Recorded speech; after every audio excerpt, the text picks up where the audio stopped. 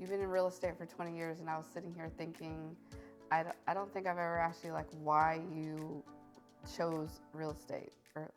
So you're like in college, and I don't know, did you choose that like because your major was finance, Right.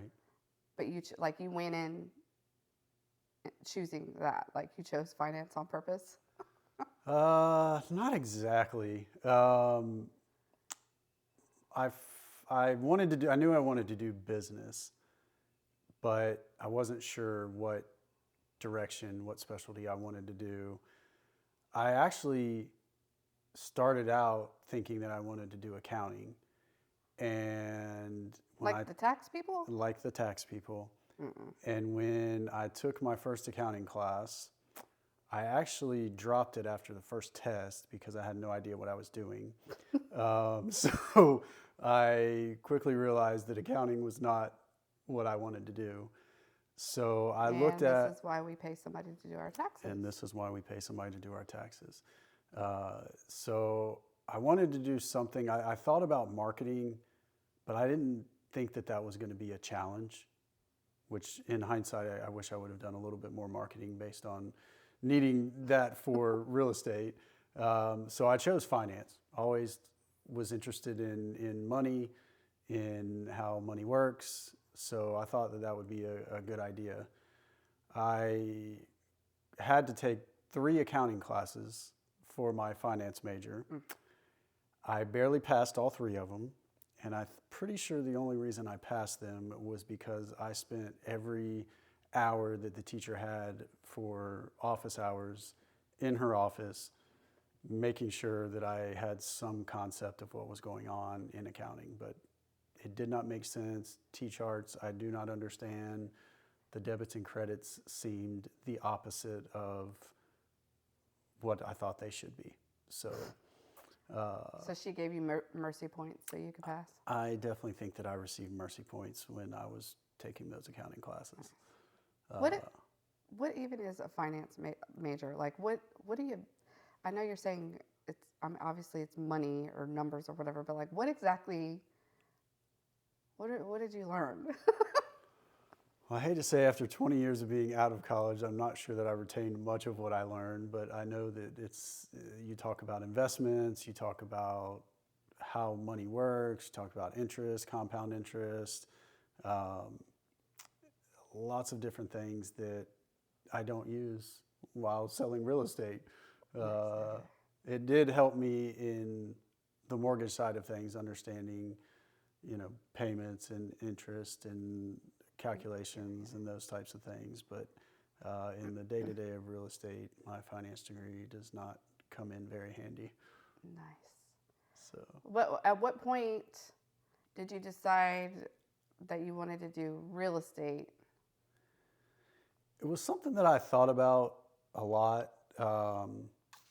Really, I worked at a car wash when I was in high school, and I saw the real estate agents coming in during the middle of the day in their fancy cars. At that time, they were the big body Cadillacs that everybody drove at that time in the 90s, early 2000s. Uh, and I was like, oh, that's awesome. Like, these people drive really nice cars. They're, I'm not trying to laugh at you, but you drive a Camry. yeah, you know, the, Anyway, go the, ahead. the goal was not to drive the Cadillac. The goal was that they drove nice cars, they had flexible schedules, and it seemed like they made a decent amount of money in what they did. So I was like, oh, that's intriguing. That's something that I want to look into. Plus, I had a construction background. So building houses from the ground up, knowing how remodeling worked, knowing how the structures of homes worked was also appealing. And I worked with my dad since I was 14 on vacations and summers, doing construction work. And I learned a lot of skills in that time, but I feel like the two main uh, things that I took away from that was I learned hard work, Mm. and I learned that I did not want to do physical labor the rest of my life. Yep. So I thought real estate would be a good way to not be tied to a desk, to have flexibility in my schedule, and also use the skills that I learned working with my dad to educate my clients in the process. So when I met you, you already had your license, but you were licensed in Alabama. That's right. What, So, what brought you to Georgia? well, so we'll start. I graduated in December, and my lease for my duplex in Auburn went through May. So I had 5 months of time that I still had to pay for whether I was there or not. So I went right into taking the course to get my real estate license in Alabama. It was an outreach program through the business building that I had just graduated through. So I started taking that. It was on the weekends, so I was able to work during the week. A lot of times I would come up and work with my dad for a week or two, go down, and I'd have enough money to pay my expenses for the other 2 weeks. And I would take my real estate course on the weekends. My goal was not to sell houses. My goal was to flip houses. Oh, Being single at the time, my idea was that I could buy a house that needed a lot of work. I could live in it while I was fixing it up, and then I could turn around and sell it and make a profit when I got done. But I quickly realized that I didn't have any money to do that, being fresh out of college. yeah, you're a little of So that. that plan didn't quite work. Also, I remember I had to go to Montgomery from Auburn to take my state real estate exam.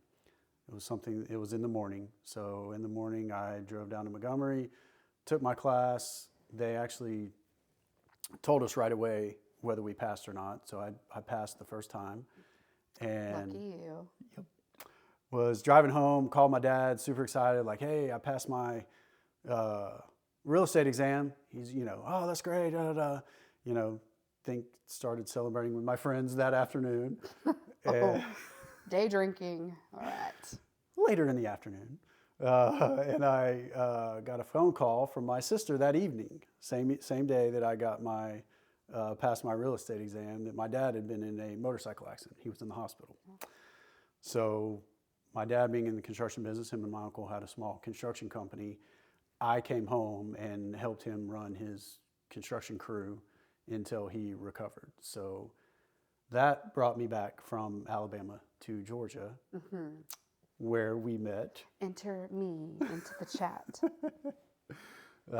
Me and Peyton. That's right. So my dad was laid up for a while, couldn't really do anything, and we decided to go out one night when he was finally feeling a little bit better to go see a band play.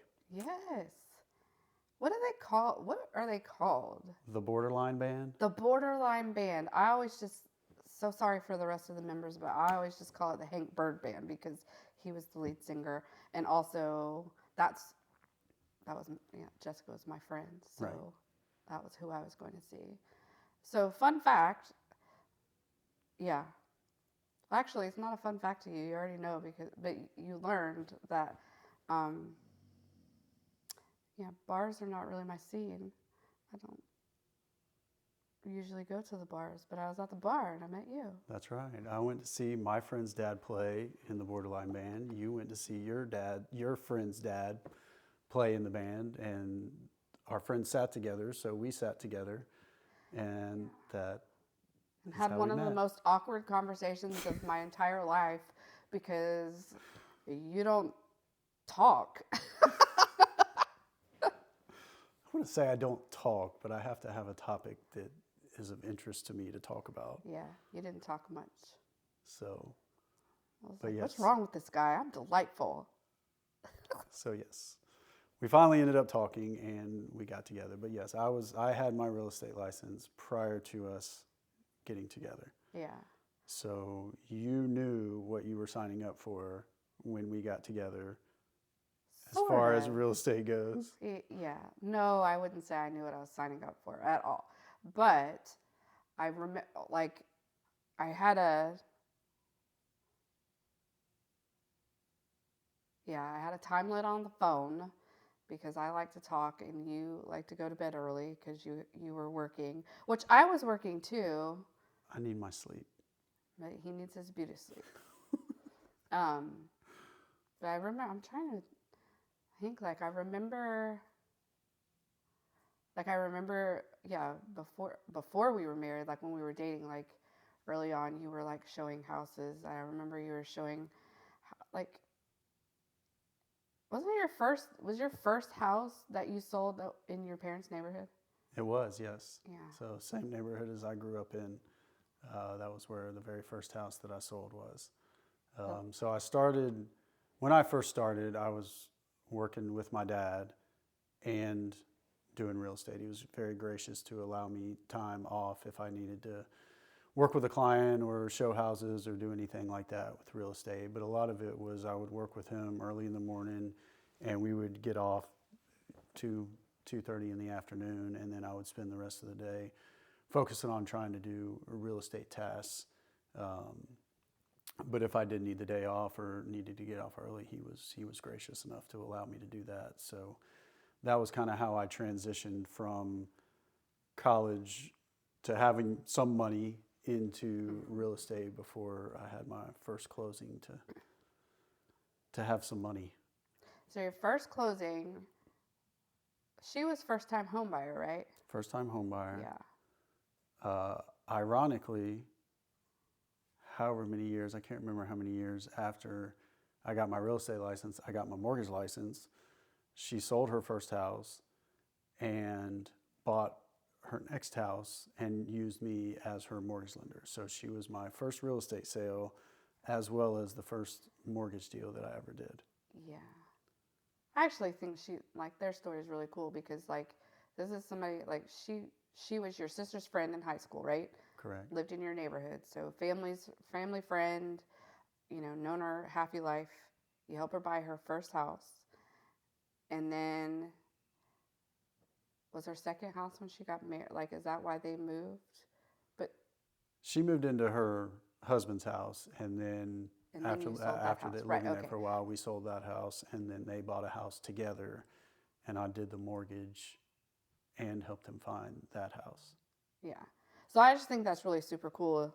Um, yeah, like, cause you were young. You were what, 23 or 24? 23 years old. She trusted me with her largest investment ever, and Yeah, I was 23 years old, fresh out of college. Yes. right. And then stuck with you, like so. And like were you at her wedding? I stood in her wedding. No, I was at her wedding. I You was were not at her in wedding the wedding. because I was in her wedding. Oh, excuse me. But anyway, I just think that's super cool, and that happens to us a lot where we like connect with people, even if it's like reconnecting with people from like our hometown or whatever. But then we end up being friends and hang out with them and get to watch their kids grow up. I'm a big fan of that. I like Yeah, it is always neat. Now that was a case where we were friends and she became a client. It's also really awesome talking about relationships when you meet a stranger that becomes a client, that becomes a friend. And we've had that a lot, I think, over the last 20 years of people that we had no relationship to prior to real estate. And during the real estate process, became friends and are friends now. Um, some of our best friends, I think, are clients that we had no relationship to prior to knowing them. Yes, so now I'm thinking about Mariella, who is one of my best friends. And so now I can't remember. Yeah, I can't remember. I mean, I know how we met, but I'm saying I can't remember. Were you showing them houses? So And then we I met? was referred to them by someone, no prior relationship with them, helped them find a house, and I guess in the process of showing houses, you have conversations with people and you're telling people about your family and Yeah. your spouse, your kids, all that kind of stuff. And as we're doing that, they kept saying, "Oh, well, we should really get together with your family." And I remember this, and I remember thinking like, oh, I don't know that Melody would mesh with these people. And I remember being, every time they would say like, "Oh, we should meet your family, we should meet your family." Yeah, we'll see if we can work that out. I don't know. And thinking to myself like, yeah, I'm not sure that this would be a good relationship, or again, that they would mesh. And I think it finally came to head. It's like, all right, let's just get together. Let's see, what happens. But If everything, if they don't mesh, we have dinner together and have a nice time and there's no further relationship after that. yeah, But it's like, oh, if they hit didn't it meet off, her at great. dinner. I met her at church. Like they came to our church Oh, okay. Yeah, before we. Yeah. I think I had reached out to her husband and just asked them how they were doing, and I think his response was, "We were doing okay. We're church shopping. We're really just finding a place to call home," and that was when Rising was fairly new, meeting by at their house. North Gwinnett High School, Yeah. by their house where they lived in Sugar Hill, and I was like, "Hey, we really like our church, and I feel like it's our pastor goes deep. It's not a surface level church. If that's what you're looking for, we would love to." We'd love for you to come. And turns out they actually came on a weekend that we weren't there. I think we were out of town. I remember that now. Yeah. And they came and we weren't there and they still loved it. They still came in, fit in, and ended up going there for a while. So, Okay. Yeah, because I remembered, like, I met her. They sat in front of us, and you introduced me, and she hugged me, which caught me off guard because. And that happens a lot. They like love you and they think they know me because you're talking. And I'm like, awkward hugging a stranger.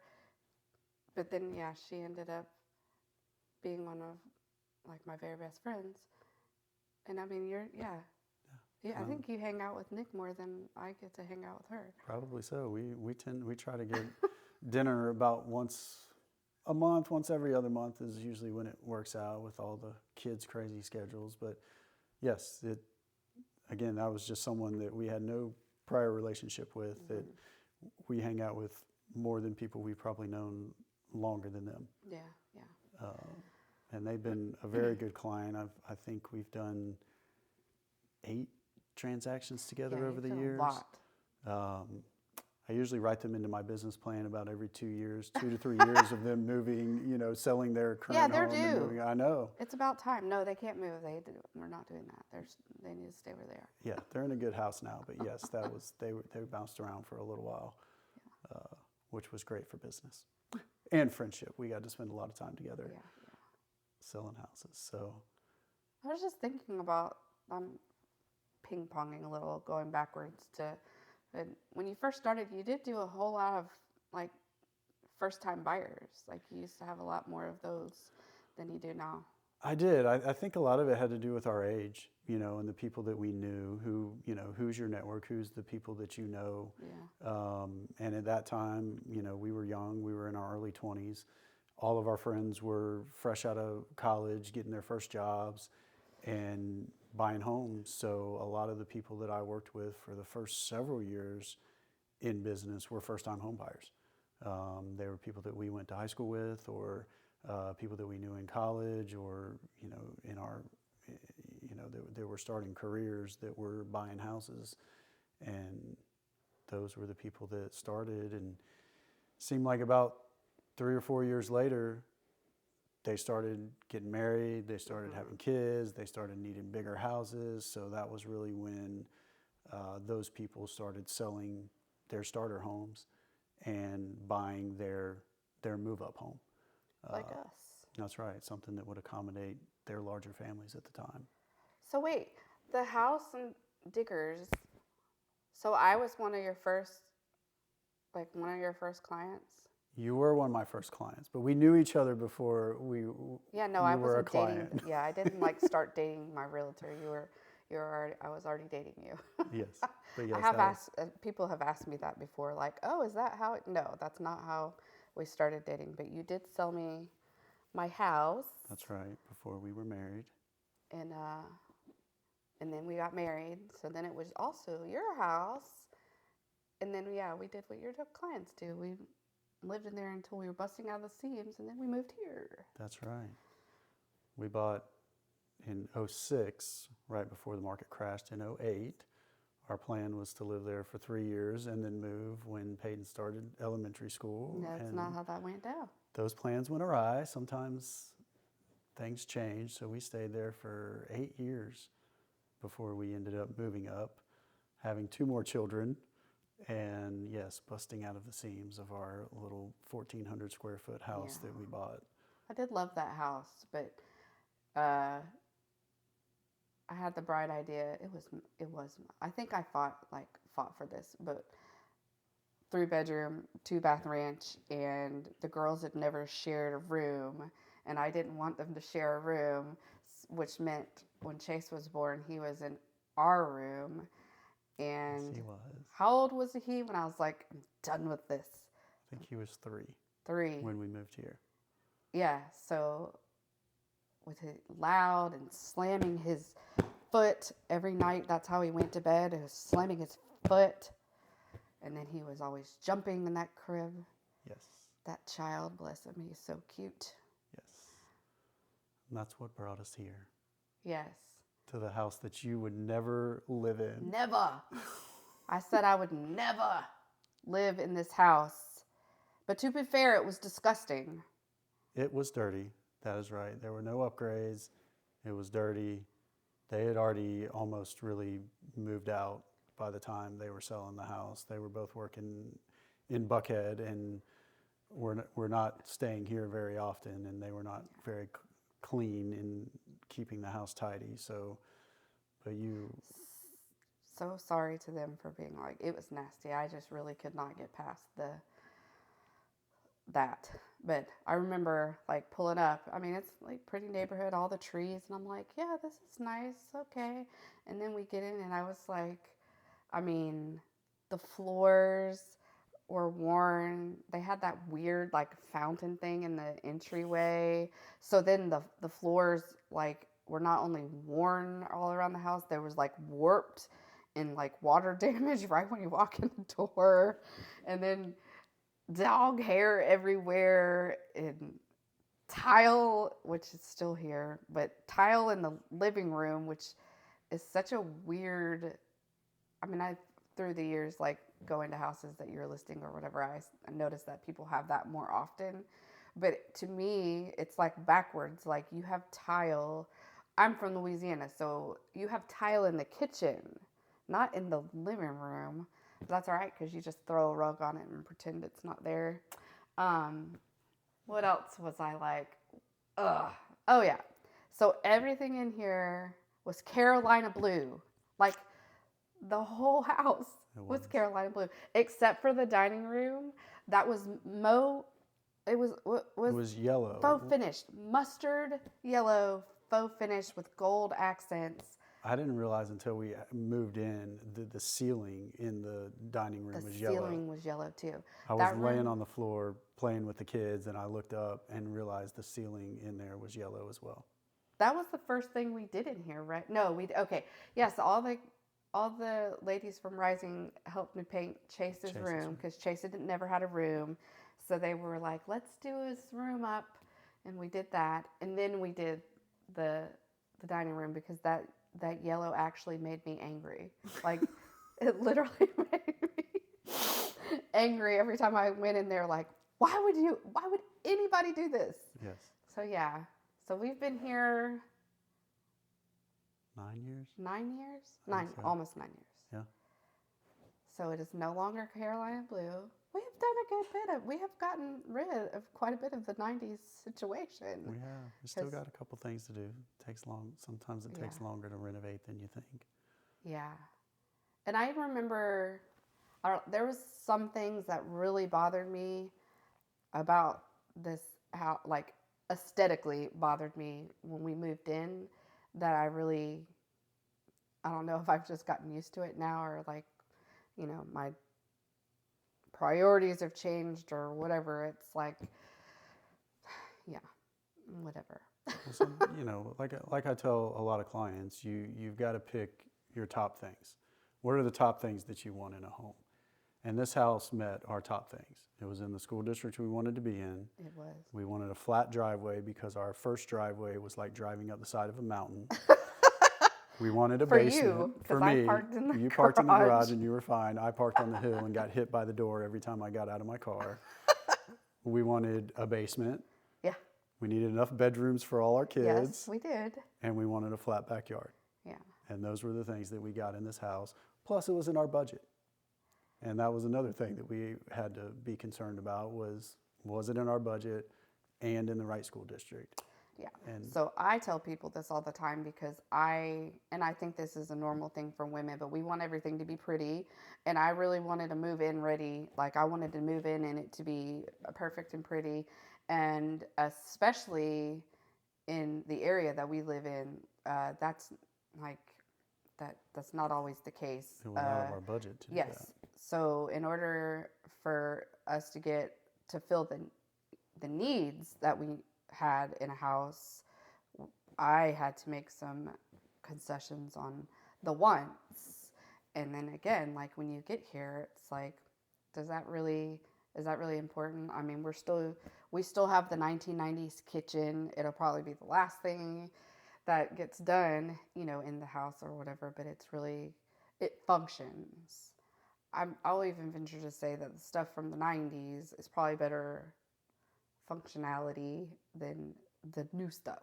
Like, Yes. it's not as pretty, but the oven does its job. That's right. So, And we've been blessed in the neighborhood that we've been in, that the kids have friends and that they have friends that are close by that they can play with, and those are things I think that are more important than the upgrades in the house or the way the house looks. For sure. So, And I think like even location, I mean, it's near to everything. I like convenience. So like we have a variety of grocery stores in 15 minutes in every direction. You got Target, Trader Joe's. I mean, you just got everything that you would need to go to. I'm very big on convenience. So I like that. And then it's kind of funny though that one of the reasons why we wanted to live here was because of the schools. And now we have a kid that doesn't even go to that school. So I think that's like something you should consider, like when you're moving somewhere, like are there options? Should your child not gel at the school that everybody raves about? well, I think that, and I think sometimes, especially working with first-time home buyers who have younger kids, schools change over time. So, if you're looking at your baby or, preschool age child and you're looking at a certain school district, when your child gets to school there, that school may look different than it does when you move there. I know that the high school that we went to looks a whole lot different. Oh yeah, nothing like when we went to high school at all. Right. Now, that was a long time ago, but it was a long time ago. I think it's still a good school. It's still a very good school. It's just very, like, the dynamic is different in that school. And then I'm thinking back, like, even with our kids, because our kids' ages are spread out a little bit, like, Peyton and Avery went to the same, started out at the same elementary school, and it was even a different school, a different principal by the time Avery got there, which it was still a good school, but it was different, and it was a contributing factor, like in thinking about the changes that were being made at the school. Like, do we want to stay there, which is where we ultimately made the decision to not stay there. But yeah, I don't know that. There's a lot of things that you think about as a real estate agent that before I got like into this with you, I would not consider as a home buyer. Well, and I think that's part of the job of being a real estate agent. People make emotional decisions, typically on a lot of things that they do. I mean, there are some strategic things that go into it, but emotionally, especially when you're looking to purchase a home, when you walk into a house, you get the warm and fuzzy feeling, or you don't. Now, of course, that can go a long way, but there are other factors that play into, the decision of purchasing a home. This is the biggest purchase that most people make in their lives is a home, and there needs to be some strategic things behind it, not just emotion. So in showing people houses, I like to point out different things that they may not recognize as they're walking through and they're looking at, oh, is the kitchen updated? Oh, does, it have nice colors, or, how does it make me feel? It's like, okay, here are some other things to consider in making your decision. I don't ever try to talk someone into or out of purchasing a home. I just like to give them facts that they may not be considering. Right. So Yeah. I had a client that had back issues, and we looked at a house where the garage was basically in the basement. So in that scenario, you park your car in the garage, you've got to walk a flight of stairs every time you come and go from your car. Yeah. So carrying groceries, carrying book bags or whatever it may be that you're carrying in and out of your car, if you got back issues, that's probably not the best scenario for you. But we pulled up to the house, and she walked in and we walked around, and she loved it. And I just mentioned to her, I said, hey, I just want to let you know, with the garage being in the basement, you got to walk a flight of stairs every time you go to and from your car. And that was not something that had dawned on her at the time, because she was so enthralled by, We have googly eyes over the farmhouse thing. right, Yeah. how well the house looked. And then when she thought about it, she realized that that was not the right house for her. Yeah. I think that's something that you actually do really well, is like take emotion out of things. I mean, like even when we were looking at this house, like truly the first time we came in this house, I did not see what you saw in this house. I was like, what is he thinking? Why would he want, this? But then when we came back the second time and we sat at these poor people were like, probably like, what is taking them so long? But I mean, we sat here for like probably over an hour, where you kind of like cast the vision for like, I know all you see is Carolina blue and dirty floors right now, but like consider, and like a lot of what we've done in the house, like we've done minimal things at this point, and they've all been like relatively inexpensive cosmetic things that have completely changed, the feel of the space or whatever. And I think that's something that, I mean, at least as a woman, like I am looking at the pretty. So like even when we go to your listing appointments and where I'm, shooting video of the house, like you're up under cabinets and getting in the attic and doing all these things that I'm not concerned with but I think that's good, because yeah, I'm very like, look at these counters. I want that couch, anyway, so I think it's good. Try to limit surprises. So if there's things that I see that I think would come up or be an issue, I want to point those out up front so there's no surprises as we get further along in the process. Yeah.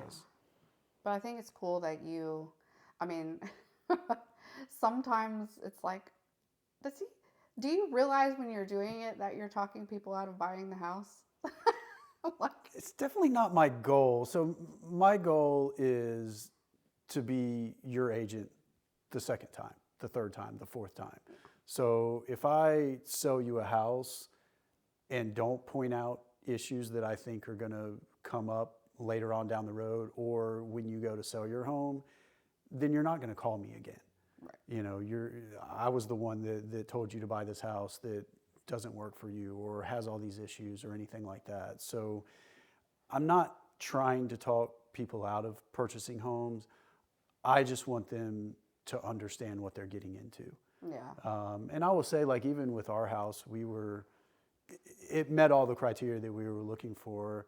But after we had the home inspection and talking to the home inspector, he tried to talk me out of buying this house.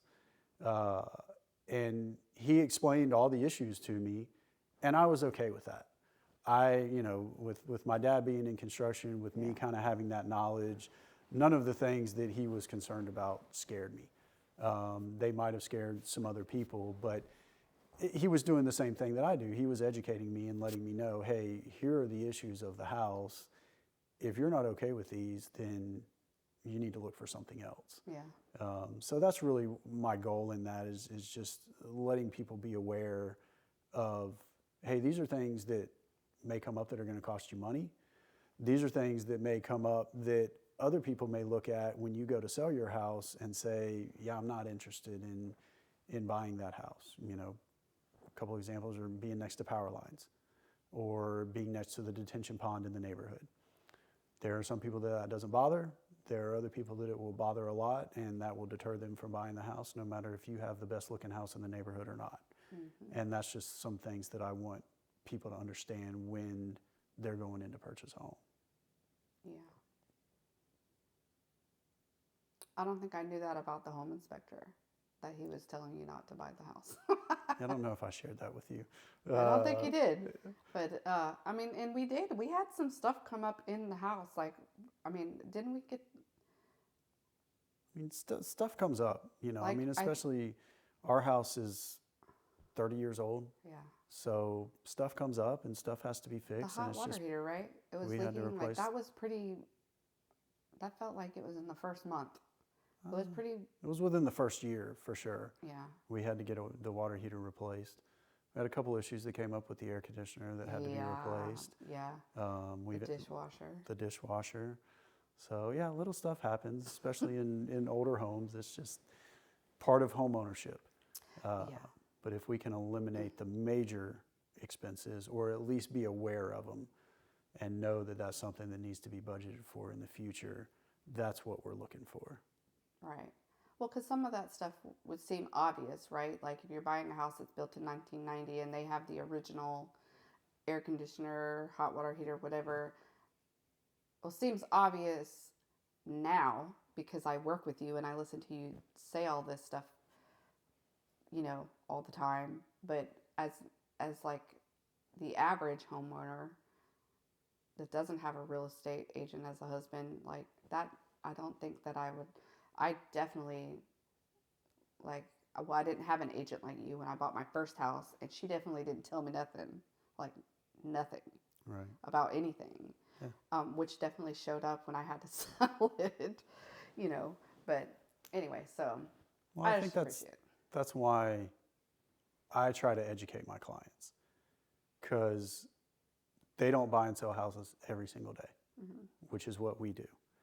And if I were to step in their shoes or try to do their job, I would have no idea what I was doing. And I would have so many questions, and I would hope that somebody would educate me and tell me the ins and outs of what's going on. So, you know, if you bought and sold houses every day, you either wouldn't need a real estate agent or you wouldn't need me to explain all these things to you. But since it's not something that people do on a regular basis, I feel like I need to give them as much information as I can. And I've even had some clients that have told me, like, I know. And I'm like, okay, I won't continue explaining, but I just want to make sure that, you know, you're aware of everything that's going on.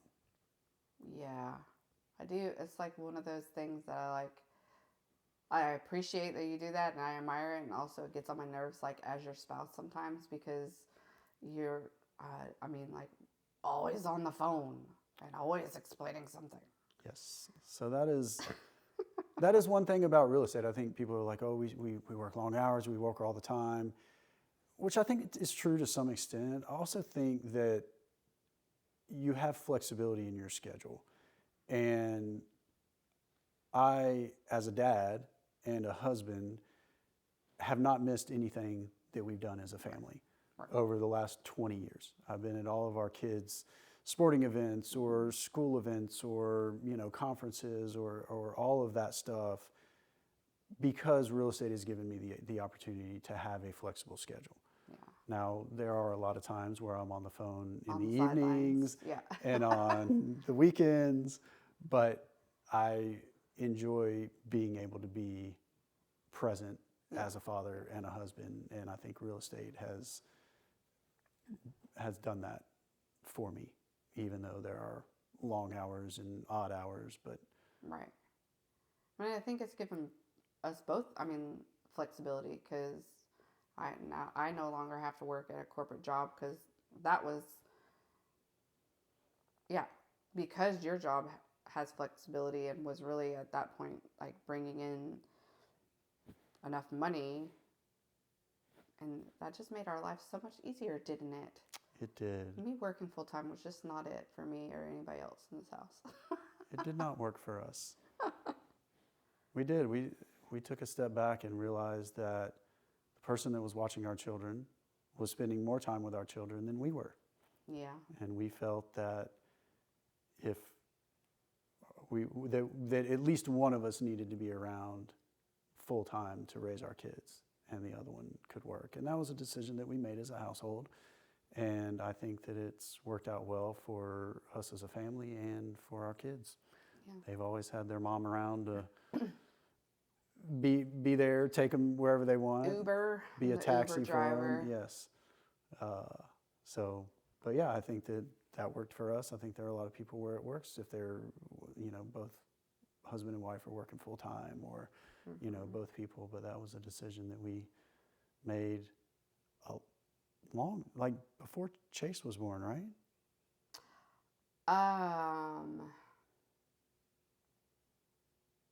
Yeah, Avery was like, yeah, it was before I was pregnant with him. Yeah, it was a long time ago. Yeah. And then I started working with you part-time, which again, like, yeah, gives us the flexibility still, because I get to choose when I'm coming in and not. Yes, you do, don't you? Yes, I do. It's really a win-win for everybody. It sure is. Just a win all around. It really is. Yeah. No, it is. It's been nice to have you on board. And I think we had somebody that was working with us at one time, and she really said something that didn't strike me at the time, but as I thought about it, she said, who is better to market you than your own wife? The one that loves you, supports you, wants you to succeed more than anybody else out there. Who would be better at marketing you and your business than her? And so now here we are, and you are marketing us and showing everybody who we are.